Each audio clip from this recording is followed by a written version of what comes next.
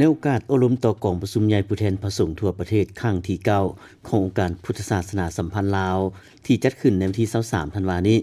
ท่านสนไสศรีพันดอนกรรมการกรมการเมืองศูนย์กลางพรรคนายกรัฐมนตรีเน้นหนักให้คณะบริหารงานศูนย์กลางองค์การพุทธศาสนาสัมพันธ์ลาวสมัยที่9ต้องสร้างการหันเปลี่ยนใหม่อย่างแข็งแรงลึกซึ้งรอบด้านทางด้านแนวคิดจินตนาการของพระสงฆ์สามเณรพ่อข่าวแม่ข่าวพุทธศาสนิกชนโดยสร้างแนวคิดเสื่อมซึมมูลเชื่อของพรรคของชาติและความเป็นมาของพุทธศาสนา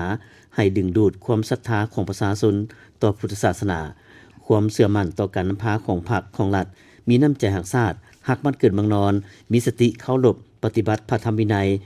ธรรมนูญปกครองสงฆ์ลาวและระเบียบกฎหมายเพิ่มความกระตือรือร้นในการพัฒนาองค์การและพัฒนาบุคลากรสงฆ์เพื่อยกระดับความรู้ความสามารถพร้อมนั้นต้องได้สืบต่อเทศนาสั่งสอนออกตนญาติโยมด้วยรูปการต่างๆเทศนาผ่านสื่อต่างๆให้ลึกซึ้งกว้างขวางและทั่วถึง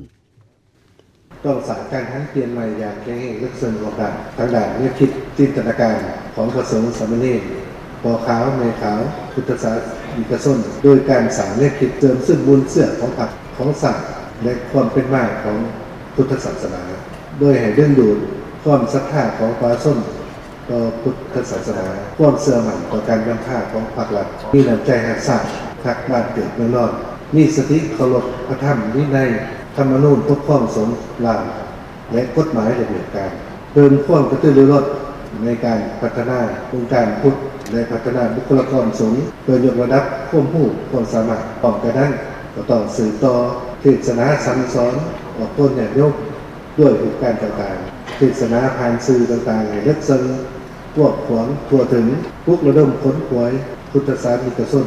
การจัดตั้งปฏิวัติมติของพรรคแผนพัฒนาเศรษฐกิจสังคมศาสตร์เป็นต้นเหมือนเขาร่วมขบวนการสร้างเศรษฐกิจเอกลักษณ์เป็นเจ้าตนเองเป็นไถ่ชีวิตการเป็นอยู่ทางด้านวัตถุจิตใจและการยกสูงขึ้นเข้มแข็งขึ้นเรื่อยๆท่านสนไสศรีพันดอนยังเน้นหนักให้กรรมการองค์การพุทธศาสนาแต่ละขั้นต้องเอาใจใส่นำเอาเนื้อในมติกล่อมซุ้มใหญ่ผู้แทนพระสงฆ์ทั่วประเทศครั้งที่9ไปจัดตั้งพันขยายเข้าสู่ภาคปฏิบัติตัวจริงให้ได้รับมากพอดีด้วยการนำพาเผยแพร่ให้พระสงฆ์สามเณรและออกตนญาติโยมเข้าใจอย่างแจ่มแจ้งต่อมติกล่อมซุ้มใหญ่ปฏิบัติให้เข้าสู่หลวงลึกและกว้างขวาง